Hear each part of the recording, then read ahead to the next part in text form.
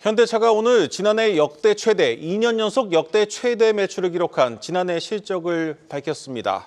자, 비싼 차, 이 제네시스와 SUV 차량 판매가 늘면서 이익은 다소 줄었지만 2년째 매출 최고치를 경신했습니다. 산업부 장슬기 기자 나왔습니다. 장 기자, 사실 현대차 지난해 참 부침이 많았는데 역대 최대 매출을 기록한 비결부터 한번 살펴보죠. 네, 현대차는 일단 지난해 역대 최대인 175조 2,312억 원의 매출을 기록했습니다. 이 전체 판매량은 413만 대로 전년 대비 소폭 줄긴 했지만요. 이 하이브리드와 SUV를 포함한 고부가 가치 차종 중심의 판매 전략이 주요했습니다. 지난해 4분기만 보더라도 이 글로벌 시장 판매량은 전년보다 2.2% 감소했지만 친환경차 판매 수는 하이브리드 라인업 강화와 이 북미 지역 판매 확대로 무려 21% 증가한 21만 대를 기록했습니다. 또 여기에 제네시스를 포함한 고급차 판매가 뒷받침을 해주면서 실적을 끌어올린 것으로 분석되고 있습니다.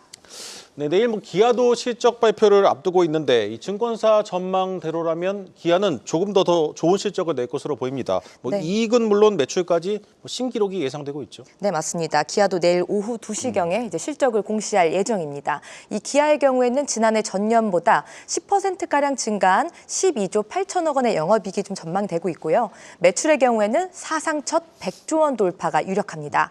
이 현대차와 기아 모두 역대 최대 매출을 갈아치운 만큼 합산 영업이익과 매출이 3년 연속 최대 실적을 경신할 것으로 전망되고 있습니다.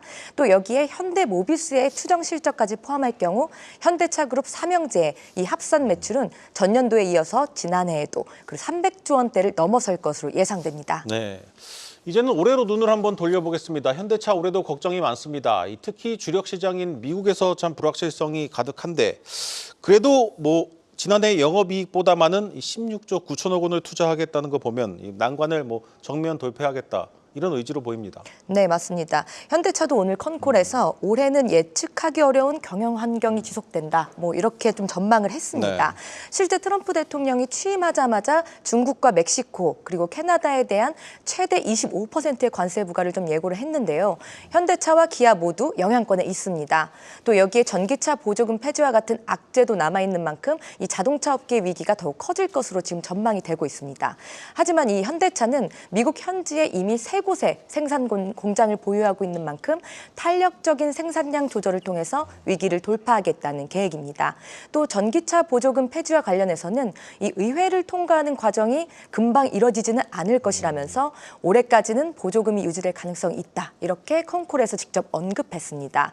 또 현대차는 올해도 이 전 세계적으로 수요가 급증하고 있는 하이브리드 중심 판매를 전략으로 이 연간 도매 판매 목표를 1%가량 높인 417만 대로 잡았습니다. 또 여기에 올해 매출 성장률 목표는 3에서 4%로 설정을 했고요. 또 GM과의 올 1분기 내에 구속력 있는 공동 구매 계약을 또 체결하고 상용차 부분에서도 협력을 강화하기로 했습니다. 여기 아까 말씀하신 대로 자동차 부문에서도 16조 9천억 원을 투자한다는 계획을 밝히면서 자신감을 내비쳤습니다. 네, 잘 들었습니다. 산업부 장슬기 기자였습니다.